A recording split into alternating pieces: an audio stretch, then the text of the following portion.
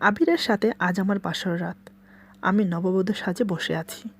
আবির রুমে প্রবেশ করে আমাকে খাট থেকে নামিয়ে বলল, এখন আমার রুম থেকে বেরিয়ে যাও। আমি তোমাকে বউ হিসেবে মানি না। আমি অন্য আরেকজনকে ভালোবাসি। আমি কিছু বুঝলাম না। হঠাৎ এমন কেন করছে আবির? আমার নাম তানিশা চৌধুরী। মা বাবার এবং বড় ভাইয়ের একমাত্র আদরের আমি। এ বছর এমএ পাশ করেছি। বাবা ভাইকে বলল, তানিশাকে এবার বিয়ে দেওয়া উচিত। কী বলিস তুই রোহান? রোহান বলল, মাত্র তো এমএ পাশ করলো, এত তাড়া কিসের? আর ও যদি আরও পড়তে চায় তাহলে পড়বে। এখন তানিশা বড় হয়েছে আর ছোট নেই, তাই ওর ডিসিশন ওকেই নিতে দাও। একদিন সবাই বসে চা খাচ্ছিলাম। হঠাৎ বাবার একটা ফোন আসে। কিছুক্ষণ কথা বলার পর ফোনটা কেটে দিয়ে হসপিটালের দিকে রওনা দিল বাবা এবং বড় ভাইয়া। আমি আর মা কিছুই বুঝতে পারলাম না আসলে কি হয়েছে। হসপিটালে গিয়ে বাবা দেখে তার বাল্যবন্ধু হার্ট অ্যাটাক করেছে। কি হয়েছে জিজ্ঞেস করতেই বাবার বন্ধুর ওয়াইফ সব খুলে বললেন। সব শুনে বাবা একটু চিন্তায় পড়ে গেলেন। ডাক্তারকে জিজ্ঞেস করে জানা গেল এখন বিপদমুক্ত, তবে নেক্সট টাইম যদি আবার হার্ট অ্যাটাক আসে তাহলে প্যারালাইসিসের সম্ভাবনা আছে। তাই খুব সাবধানে রাখবেন রোগীকে, একদম টেনশনে রাখবেন না। উনি যা বলবে তাই মেনে নেবেন, কথাগুলো মাথায় রাখবেন। এই বলে ডাক্তার চলে গেল। কিছুক্ষণ পর বাবার বন্ধু আনিস উদ্দিনের জ্ঞান ফিরল। ডাক্তারের অনুমতি নিয়ে সবাই দেখা করতে গেল। বাবা পাশে গিয়ে বসল। বন্ধু একটা হাত ধরে বলল, তুই কেন টেনশন করিস? তোর তো কোনো কিছুর অভাব নেই, তাহলে কিসের টেনশন তোর? আনিস উদ্দিন তাকিয়ে আছে বাবার দিকে, কোনো কথা বলছেন না। আবির তখন অফিসে ছিল। বাবার হার্ট অ্যাটাকের খবর পেয়ে ছুটে আসলো হসপিটালে। এসে দেখে বাবা বেডে শুয়ে আছে। মাকে জিজ্ঞেস করতেই ডাক্তারের বলা সব কথা খুলে বলল। সব শুনে আবির খুব চিন্তায় পড়ে গেল। আনিস উদ্দিন ছেলেকে দেখে বললেন, বাবা এদিকে আয়, আমার পাশে বস। আবির বাবার পাশে গিয়ে বসলো। তারপর বন্ধুর দিকে তাকিয়ে বলল, আমার একমাত্র ছেলে, আমি চাই তোর মেয়ের সাথে আমার ছেলের বিয়ে দিতে। জানি না আমি আর কয়দিন বাঁচব, মরার আগে অন্তত ছেলের সুখ তো দেখে যেতে পারবো। কথাটা শুনে আবির রীতিমতো অবাক হয়ে গেল। যেটার ভয় পেয়েছিল সেটাই হলো। ও যে আরেকজনকে ভালোবাসে। এখন কি করি? ডাক্তার বলেছে রুগীকে টেনশন দেওয়া যাবে না। আবির মুখে কিছু না বললেও ভেতরে ভেতরে ওর খুব রাগ হচ্ছিল, কারণ বাবা জানে আমি যে একটা মেয়েকে ভালোবাসি সেটা, কিন্তু মেয়েটাকে বাবার পছন্দ না। এদিকে আমার বাবা পড়ে গেলেন এক মহাবিপদে। আমার অনুমতি ছাড়া কিভাবে কথা দেবে? তারপরও নিজেকে স্বাভাবিক করে বললেন, সেটা পরে দেখা যাবে, তুই আগে সুস্থ হয়ে নে। বাবার বন্ধু নাছোড়বান্দা, ছাড়ার পাত্র না। বাবাকে বাধ্য করলো বিয়েতে রাজি হওয়ার জন্য। বাবা ভাইয়ার দিকে তাকিয়ে বলল, তুই কি বলিস? ভাইয়া বলল, দেখো বাবা, আমার মনে হয় একবার অন্তত বোনের সম্মতি নেওয়া উচিত। ওর সম্মতি ছাড়া তো কথা দিতে পারি না। বাবার বন্ধু বললেন, তানিশা লক্ষ্মীমন্ত মেয়ে, আমি জানি তানিশা তোর কথা ফেলবে না, তুই রাজি হয়ে যা, তানিশা নিশ্চয়ই রাজি হবে। তারপর বাবা সেখানে আমার বিয়ে ঠিক করে ফেললেন। আগামী সপ্তাহে শুক্রবার আমাদের বিয়ে। এসব ব্যাপারে আমি কিছুই জানি না। ছেলের একটা ছবি নিয়ে আসা হলো সাথে করে। বাসায় এসে আমাকে ছবিটা দিয়ে বলল, আগামী শুক্রবার এই ছেলের সাথে তোর বিয়ে। হঠাৎ এই কথা শুনে আমি তো বাকশক্তি হারিয়ে ফেললাম। মাথায় যেন আকাশ ভেঙে পড়ল। হঠাৎ বিয়ের কথা শুনে নিজের কানকে বিশ্বাস করাতে পারছি না। কিছু করার ছিল না আমার, বাধ্য হয়ে রাজি হতে হলো আমাকে। দেখতে দেখতে শুক্রবার চলে এলো। আজ আমার বিয়ে। গতকাল গায়ে হলুদ গিয়েছে। ধুমধামের সাথে আমার বিয়ে কমপ্লিট হলো। ফুল দিয়ে সাজানো গাড়ি করে আমাকে নিয়ে আসা হলো শ্বশুরবাড়ি। রাতে আমাকে বাসর ঘরে দেওয়া হলো। আমি বসে আছি নববধূর সাজে। রাত 12টায় আবির প্রবেশ করলো রুমে। এসে হঠাৎ আমার হাত ধরে খাট থেকে নামিয়ে দিল। তারপর রাগিত সুরে বলল, এই রুমে থাকার কোনো অধিকার নেই তোমার। আমি তোমাকে বউ হিসেবে মানি না। আমি অন্য আরেকজনকে ভালোবাসি। শুধু বাবার জন্য তোমাকে বিয়ে করতে বাধ্য হয়েছি।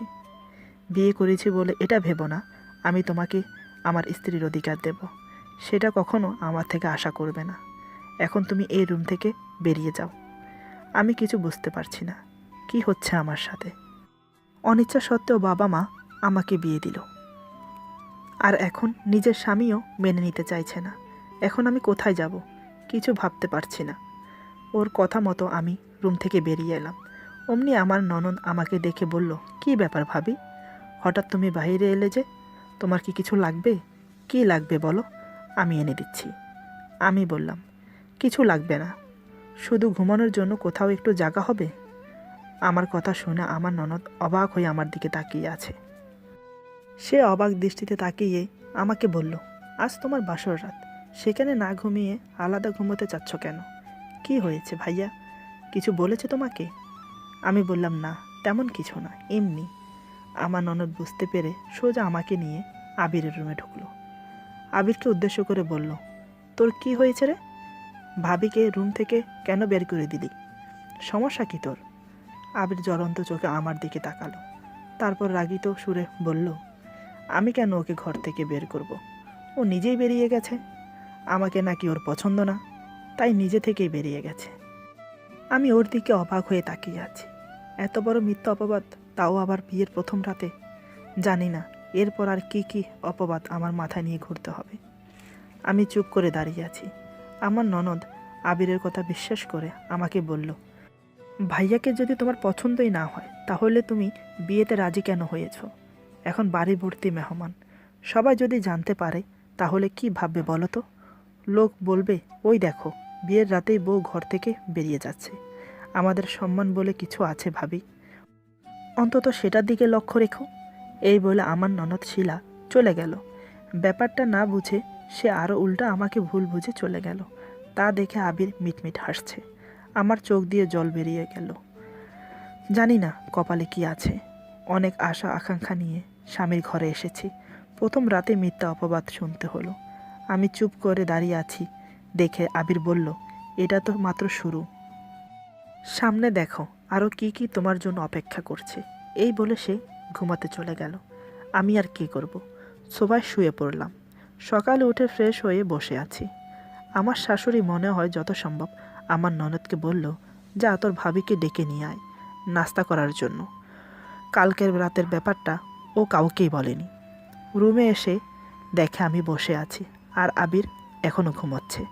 শিলা আমাকে উদ্দেশ্য করে বলল, চলো ভাবি, মা তোমাকে নিচে ডাকছে নাস্তা করার জন্য। আমি কিছু না বলে শিলার পিছু পিছু নিচে নেমে এলাম। দেখি টেবিলে সবাই বসে। আমি আসতেই আমার শ্বশুর বলল, এখানে বসো। আবির এখনও ওঠেনি। আমি মুখে কিছু না বলে মাথা নেড়ে সায় দিলাম। ইচ্ছা না থাকা সত্ত্বেও সবার সামনে দেখানোর জন্য নাস্তা খেতে হলো। নাস্তা খেয়ে উপরে চলে এলাম। ততক্ষণ আবির উঠে গেছে, অফিসে যাওয়ার জন্য রেডি হচ্ছে।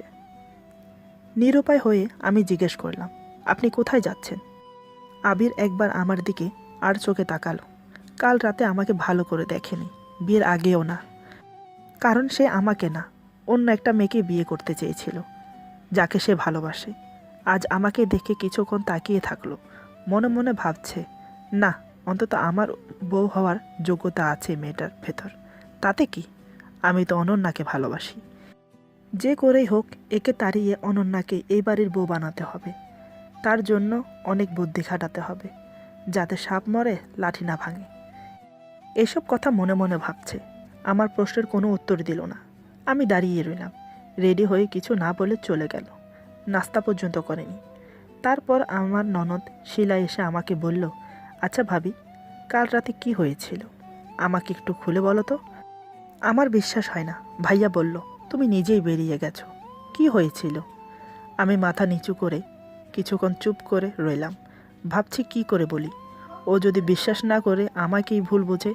তারপর আমি বললাম, কিছু না, ছাড়ো ওসব কথা। এখন তুমি বলো, তোমার কলেজ কেমন চলছে? শিলা বুঝতে পেরে বলল, আমি জানি তুমি বলতে চাইছো না, আর আমি এটাও জানি ভাইয়া তোমাকে গ্রহণ করেনি। দেখো ভাবি, এটা তোমার সংসার, তোমার থেকেই হাল ধরতে হবে। তুমি যদি এভাবে চুপ করে থাকো তাহলে ভাইয়া তোমার সামনে দিয়ে অন্য মেয়েকে নিয়ে ঘুরবে, আর তুমি দেখে যাবে। তার চেয়ে বরং তোমাকে কিছু করতে হবে, আর আমি তো আছি তোমাকে সাহায্য করার জন্য। আমি শিলার একটা হাত ধরে বললাম, সত্যি তুমি আমার পাশে থাকবে? তুমি যদি আমাকে হেল্প করো তাহলে কথা দিচ্ছি তোমার ভাই আমারই থাকবে, অন্য কারোর হতে দেব না, আমি কথা দিলাম। শিলা বলল, তা তো বুঝলাম, আমি তোমাকে হেল্প করব, তার বিনিময়ে আমারও হেল্প চাই তোমার। বলো, রাজি? আমি বললাম, রাজি। তার আগে বলো তোমাকে কি হেল্প করতে হবে। শিলা বলল, সময় হোক তখন না হয় বলবো, এখন তোমার ব্যবস্থা করি। এখন ভাবো কি করে ভাইয়াকে জব্দ করা যায়। আমার কাছে একটা প্ল্যান আছে, এদিকে এসো, কানে কানে বলি। তারপর শিলা আমার কানে কানে ওর প্ল্যানটা বলল। শুনে আমি তো অবাক, এই সব করতে পারবো না। আমি বললাম, না না, এসব আমার দ্বারা হবে না, ঘরে মা বাবা আছে, ওনারা কি ভাববেন। শিলা বলল, আরে তুমি মা বাবার টেনশন ছাড়ো, আমি সেটা ম্যানেজ করে নেব। তুমি শুধু আমার কথা অনুযায়ী কাজ করো, তাহলে কাল থেকে শুরু। দেখতে দেখতে সেদিন চলে গেল। রাতে আবির আসে, রুমে প্রবেশ করে দেখে আমি শুয়ে আছি খাটে। আমাকে খাটে দেখে ও তো রেগে আগুন, কারণ আমাকে খাটে শোয়ার জন্য নিষেধ করেছিল। আমার কাছে এসে বলল, কি ব্যাপার, তুমি এখানে ঘুমোচ্ছ কেন? আমি বললাম, তাহলে কোথায় ঘুমোবো? আবির বলল, সেটা আমি কি জানি, তুমি আমার খাটে ঘুমাতে পারবে না, নামো এক্ষুনি। আমি বললাম, আপনার বউ আমি, এই বাড়ির নকরানি না, আমি এখানে ঘুমাবো। প্রয়োজন পড়লে আপনি কোথাও ঘুমান গিয়ে, ডিস্টার্ব করবেন না। এই বলে আমি অন্যদিকে ফিরে শুয়ে পড়লাম। আমার কথা শুনে মনে মনে আবির ভাবছে, এর আবার কি হলো, আজ এমন করে কথা বলছে কেন? মনে হচ্ছে সাহস বড় বেড়ে গেছে। আবির আর কিছুই বলল না, চুপ করে গিয়ে সোফায় শুয়ে পড়ল। সকালে উঠে আগের মতো অফিসে চলে গেল। ওই দিন আমার শ্বশুর শাশুড়ি শিলার কথা মতো 1 সপ্তাহের জন্য গ্রামের বাড়ি চলে গেল। আজ আমি আমার কলেজ ফ্রেন্ড আসিফকে ডিনারে দাওয়াত দিয়েছি। সে এসেছে সন্ধ্যায়। চা নাস্তা খাওয়ার পর আমরা বসে আড্ডা দিচ্ছি। আমি আসিফের পাশেই বসেছিলাম। এমন সময় আবির অফিস থেকে ফিরল। ড্রয়িং রুমে প্রবেশ করে আমাকে আসিফের পাশে বসা দেখে কিঞ্চিত অসন্তুষ্ট হলো। আবিরকে দেখে আসিফ উঠে সালাম দিল। ভালো মন্দ কিছু না বলে সালামের উত্তর দিয়ে চলে গেল উপরে। রাতের ডিনারের সময় আমরা সবাই একসাথে খেতে বসলাম। আমি আসিফকে খাবার এগিয়ে দিচ্ছি এবং বেড়ে দিচ্ছি। এটা দেখে আবির আমার দিকে কটমট করে তাকালো, কিন্তু কিছু বলছে না মুখে। সেদিনের মতো রাতের ডিনার শেষ করে আসিফ চলে গেল। 2-1 দিন পর পর আসিফ আমার সাথে দেখা করতে আসতো। ঠিক যখন আবির অফিস থেকে ফেরার সময় হয়, ঠিক তখনই আসতো আসিফ। যতবার আসিফ আসতো ততবার মুখোমুখি হতো আবিরের, আর আমি আসিফের গা ঘেঁষে বসতাম। সেটাও আবিরের চোখে এড়ালো না। মাঝে মাঝে আসিফ আমার চুল ঠিক করে দিত, আমার হাত ধরে বসে থাকতো। কলেজের সময়ের কথা বলে আমরা খুব হাসাহাসি করতাম। এটা দেখে আবিরের মনে মনে খুব খারাপ লাগতো। একদিন আমি ও আসিফ ঘুরতে বের হলাম। কিছু শপিং করার ছিল, তাই মলে গিয়েছিলাম। মলের বাইরে রেস্তোরাঁয় আবির বন্ধুদের সাথে বসে আড্ডা দিচ্ছিল। সেখানে অনন্যাও ছিল। ওর এক বন্ধু হঠাৎ আমাকে দেখে ফেলে। তারপর আমাকে দেখে আবিরকে বলল, দেখ দেখ, ওটা তোর ওয়াইফ না? সাথে ওই ছেলেটাকে দেখে তো মনে হচ্ছে না তোর বিয়েতে দেখেছি। আবির আমার দিকে তাকিয়ে আছে। সাথে যে আসিফ দেখে চিনতে পারলো। ও মনে মনে ভাবছে, নিশ্চয় এটা আমার বয়ফ্রেন্ড। তা না হলে যখন দেখে ওর সাথেই কেন? আজ কথাটা শেষ করতে পারলো না। অনন্যা বলে উঠল, মনে হয় ওর বয়ফ্রেন্ড হবে। আসলে ও একটা খারাপ মেয়ে। তা না হলে বিয়ের পর অন্য ছেলের সাথে এখানে সেখানে ঘুরছে কেন? বাজে মেয়েরাই পারে এসব করতে। দেখেই মনে হয় আরও কয়েকজন আছে। ও যদি আমার কেউ হতো না, সত্যি বলছি, উঠে গিয়ে কষে দুটো থাপ্পড় মারতাম আগে। দেখ, আরেকজন তো বসে আছে, কিছুই বলছে না। আবিরের খুব রাগ হলো অনন্যার কথা শুনে। কিছু না বলে উঠে এলো আমার সামনে। হঠাৎ সামনে আবিরকে দেখে রীতিমতো আমি অবাক হয়ে গেলাম। আমি চুপ করে দাঁড়িয়ে আছি। আবির কিছুই বলল না। আমার একটা হাত ধরে টেনে নিয়ে গিয়ে গাড়িতে বসালো। গাড়িতেও কিছু বলল না, সোজা বাসায় নিয়ে আসে। গাড়ি থামা মাত্রই নিজে নেমে আমাকে নামতে বলল। আমি চুপচাপ নেমে আসলাম গাড়ি থেকে। গাড়ির দরজাটা জোরে একটা লাথি মারল। মোট কথা বলতে আমি তো ভয়ে কাঁপছি। তারপর আমার একটা হাত ধরে উপরের রুমে নিয়ে খাটের উপর ছিটকে ফেলল। এবার আমার দিকে অগ্নিদৃষ্টি তাকিয়ে বলল, সমস্যা কি তোমার? তুমি কাকে জিজ্ঞেস করে আসিফের সাথে মলে গেছো? আসিফ কে হয় তোমার? বাড়িতে মা বাবা নেই, 2 দিন পর পর আসিফ কেন আসে তোমার সাথে দেখা করতে? কেনই বা ওর সাথে তোমার এত মাখামাখি? কে হয় তোমার আসিফ? আমি বুঝতে পারলাম আবির খুব রেগে আছে। তাতে কি? আমি বললাম, কেন? সে কৈফত আপনাকে দেব কেন? আমি কোথায় যাব, কার সাথে যাব, একান্তই আমার ব্যক্তিগত ব্যাপার। আপনি বলার কে? আর আমি আপনাকে কেন বলবো? আবির এবার আমার মুখের সামনে এসে বলল, তুমি বাধ্য আমাকে সব কিছুর কৈফত দেওয়ার জন্য। আমি বললাম, কেন? আপনি আমার কে হন? আবির বলল, আমি তোমার স্বামী এবং তুমি আমার বিবাহিত স্ত্রী, তাই আমাকে কৈফত দিতে তুমি বাধ্য। আমি এবার মুচকি হেসে বললাম, স্বামী হিসেবে দাবি করছেন, স্ত্রীর অধিকার কতটুকু দিয়েছেন আমাকে?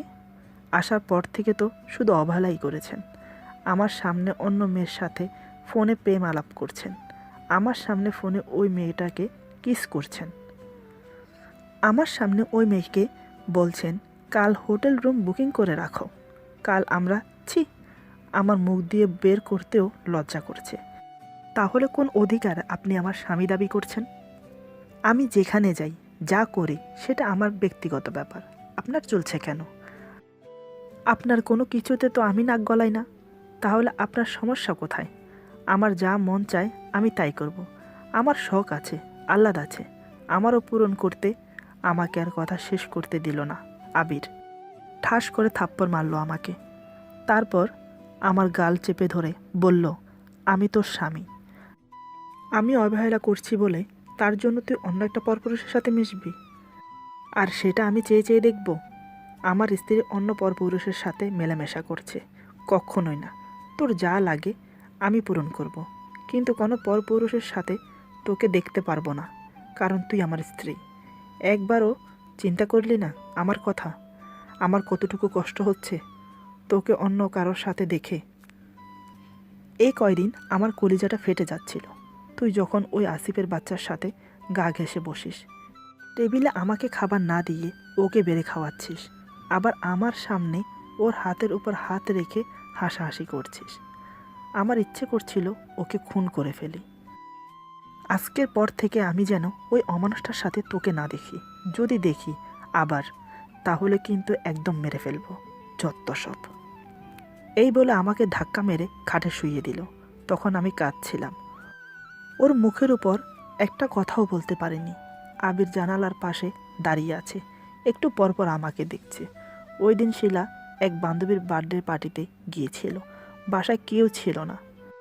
আবির এবার ধীরে ধীরে আমার কাছে এগিয়ে এলো, মাথায় হাত বুলিয়ে দিয়ে বলল, সরি, আসলে আমার মাথা ঠিক ছিল না।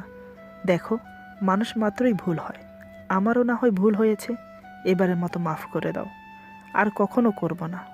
এবার ওঠো, একটু মুখ হাত ধুয়ে ফ্রেশ হয়ে নাও। ওর কথা শুনে আমি উঠে বসলাম, কিন্তু কোনো কথা বললাম না।